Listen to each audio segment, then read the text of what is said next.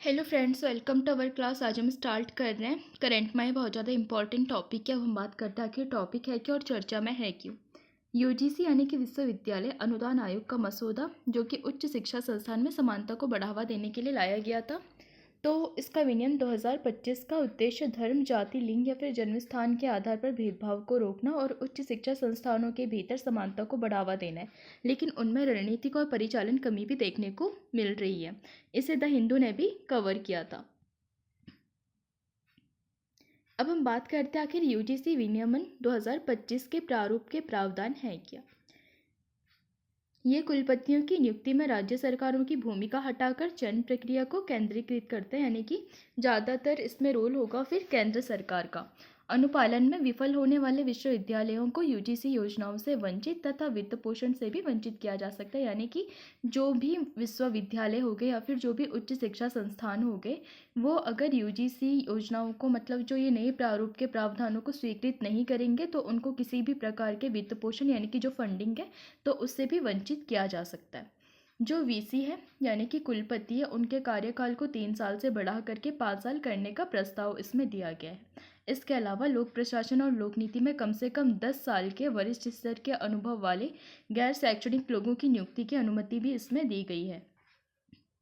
स्नातक पाठ्यक्रमों के लिए प्रवेश परीक्षा अनिवार्य करने का प्रस्ताव इसमें है और अकादमिक उद्योग सहयोग को मजबूती करता है। साथ ही साथ अकादमिक प्रकाशन में भारतीय भाषाओं को भी बढ़ावा देता है। इसके अलावा पारदर्शिता बढ़ाता है और शिक्षण भूमिकाओं में खिलाड़ियों को भी शामिल करता है। अब हम बात करते हैं आखिर यूजीसी है क्या। शिक्षा प्रणाली स्थापित करने का भारत का पहला प्रयास 1944 में सार्जेंट रिपोर्ट से हुआ था। इसमें यूजीसी बनाने की सिफारिश की गई। इस समिति में शुरुआत में अलीगढ़, बनारस और दिल्ली विश्वविद्यालय की देखरेख में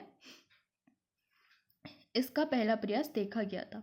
1947 तक के सभी विश्वविद्यालयों तक पहुंच गया था और 1948 में डॉक्टर एस राधाकृष्णन के नेतृत्व में यूजीसी ने ब्रिटेन के मॉडल पर पुनर्गठन की सिफारिश की गई थी।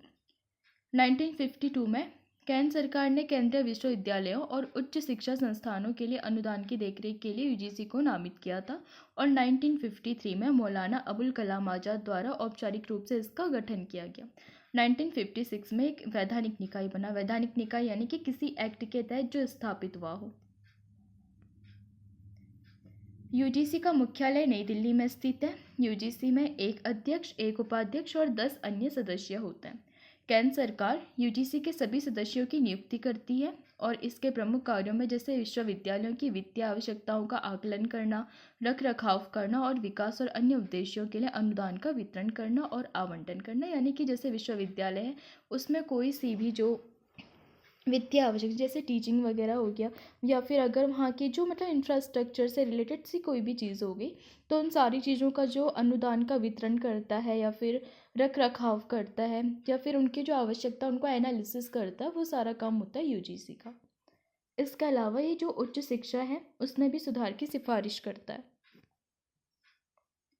अब हम बात करते हैं भारत में शिक्षा का विनियमन कैसे होता है। 42वें संविधान संशोधन अधिनियम 1976 ने शिक्षा को राज्य से समवर्ती सूची में स्थानांतरित किया। जैसे जो एनईपी 2020 हो गया और यूजीसी जैसी संस्था है तो उनकी भूमिका अधिकार समवर्ती सूची से प्राप्त करती है। जैसे अनुसूची 7 में आपको पता होगा 3 प्रकार की सूचियां भी हैं। एक हो गई केंद्र सूची, एक हो गई राज्य सूची और तीसरी हो गई समवर्ती सूची। तो जो केंद्र सूची है उस पर जितने भी कानून हैं वो बनाएगी केंद्र सरकार। जो राज्य सूची है उस पर जितने भी कानून हैं वो बनाएगी राज्य सरकार। और जो समवर्ती सूची है यानी कि कंकरेंट लिस्ट है उस पर केंद्र और जो राज्य सरकार है दोनों मिलकर के काम करेगी। और जैसे आपको पता हो गई कि जो 42 संविधान संशोधन 1976 है उसने जो शिक्षा है उसको राज्य सूची से उठा करके सीधे कॉन्करेंट लिस्ट यानी कि जो समवर्ती सूची थी उसमें रख दिया था। तो समवर्ती सूची में ही सारी चीज़ें या फिर सारी शक्तियाँ किसी भी राज्य या फिर मतलब किसी भी इस प्रकार के संगठन को मिलती है, जैसे कि यूजीसी हो गया या फिर एनईपी हो गया, तो सारी शक्तियाँ समवर्ती सूची से ही प्राप्त करता है। तो मुझे लगता है आप आज का समझ चुके होंगे। आज के लिए इतना ही, हम मिलेंगे नेक्स्ट क्लास में। अगर पसंद आए तो लाइक कीजिए, शेयर कीजिए, सब्सक्राइब कीजिए। और आपको मतलब जो चैनल का लिंक है टेलीग्राम का, तो वो मिल जाएगा डिस्क्रिप्शन में, आप उसे ज्वाइन कर सकते हैं। वहाँ पे आपको PDF मिलेगी एंड क्लासेस अपडेट भी मिलता रहेगा। Thanks to watching.